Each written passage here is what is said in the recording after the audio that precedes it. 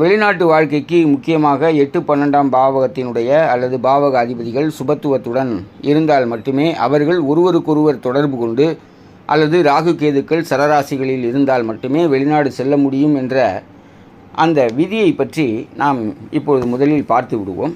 இந்த விருச்சிக லக்னத்திற்கு 8ஆம் பாவகம் மிதுன ராசி. மிதுன ராசியில் சனி பாவ கிரகம் 8ஆம் இடத்திலிருந்து அந்த பாவகத்தில் வக்ரமாகி அந்த பாவத்தை கெடுக்கிறார். அந்த பாவாதிபதி புதன் செவ்வாயோடு இணைந்து அந்த பாவ அதிபதியும் கெடுகிறார். எனவே இந்த ஜாதகத்தில் 8ஆம் பாவகம் என்பது பாவத்துவமாகி 8ஆம் பாவ அதிபதியும் பாவத்துவமாகி இருக்கிறார். 12ஆம் பாவக அதிபதியாக வரக்கூடிய கிரகம் சுக்கிரன். இந்த சுக்கிரன் 5ஆம் இடத்தில் குருவோடு இணைந்திருக்கிறார். எனவே 12ஆம் பாவாதிபதி குருவோடு இணைந்தால் அது சுபத்துவம் என்று எடுத்துக்கொண்டு விட முடியாது.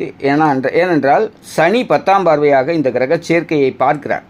எனவே 12ஆம் பாவ அதிபதி சுக்கிரன் பாவத்துவம் பெற்றிருக்கக்கூடிய ஜாதகமாக இது இருக்கிறது. அதே போல் 12ஆம் பாவத்தை 12ஆம் பாவகமும் இந்த இடத்தில் சுபத்துவம் பெறவில்லை. 12ஆம் பாவாதிபதியும் பாவத்துவத்தில் இருக்கிறார். அப்போது இந்த சுபத்துவ கோட்பாட்டின்படி இந்த ஜாதகம் 8, 12 பாவகங்கள் ஒன்றுக்கொன்று தொடர்பு கொண்டிருந்தாலும் அவை பாபத்தன்மையோடு இருக்கிறது, பாபத்துவமாகி இருக்கிறது.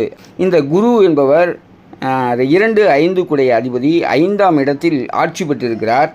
அவர் 12ஆம் பாவாதிபதியோடு இணைந்திருக்கிறார். இந்த ஜாதகத்தை பொறுத்தவரை இவர் குரு மற்றும் சனி திசைகளில் இவர் வெளிநாடுகளில் வேலை செய்து கொண்டிருக்கிறார் அப்படிங்கிறது நமக்கெல்லாம் தெரிகிறது. அப்போது இந்த குரு திசை எப்படி இவருக்கு வெளிநாட்டு தொடர்பை ஏற்படுத்தி கொடுத்தது அப்படின்னு பார்த்தோம்னா, குரு 5ஆம் இடத்தில் ஆட்சி பெற்றிருக்கிறார். அவர் 12ஆம் பாவாதிபதி சுக்கிரனோடு இணைந்திருக்கிறார். இந்த பாவா அதிபதியினுடைய தொடர்பு என்பது இவரை வெளிநாட்டு வேலைக்கு அனுப்பியிருக்கிறது.